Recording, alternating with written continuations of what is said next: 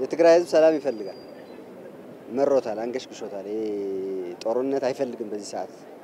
ተማሪው መማር ይፈልጋል ወጣቱም ወደ ስራ መሰማራት ይፈልጋል አሁን በእነሱ ምክንያት ነው ስደት እየሄደ ያለው ሰላም ስለሌለ ሰርቶ የሚበላበት እድል ስላላገኘ ስላልመቻቸውለት እርስ በርሳቸው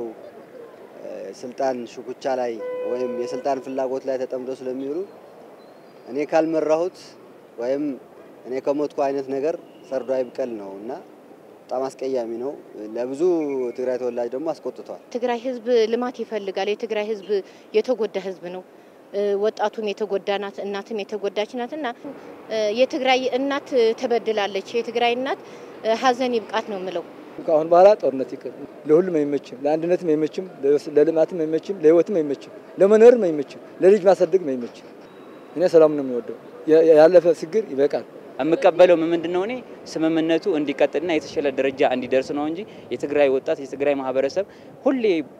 ጦርነት ውስጥ እየገባ እንደማገዶ ተቃጥሎ ማለቅ የለበትም ነው ምለው በወክሌ በእኛ አንዳንድ የውጭ ሀገራቶችና ከኛ ውጭ ያለው ሌላ ማህበረሰብ እንዲስቅና እኛ እንድንዋረድ መሆን የለበትም እኛ ለጦርነት አልተፈጠርንም የትግራይ እናት ወልዳ ለጦርነት መገበር ቸልችቷል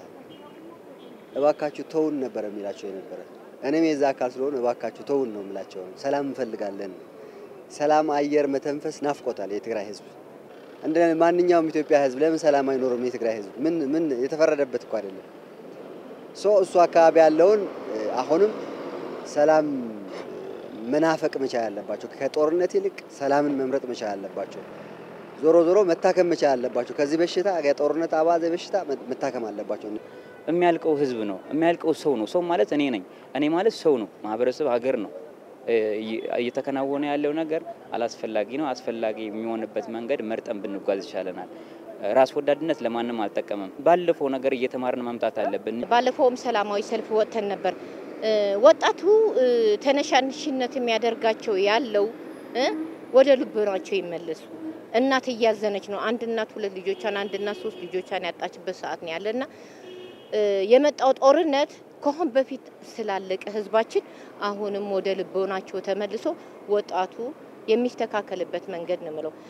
ተጀምሮ ያለው እርቅ ደግሞ በነበረበት እንዲጸናል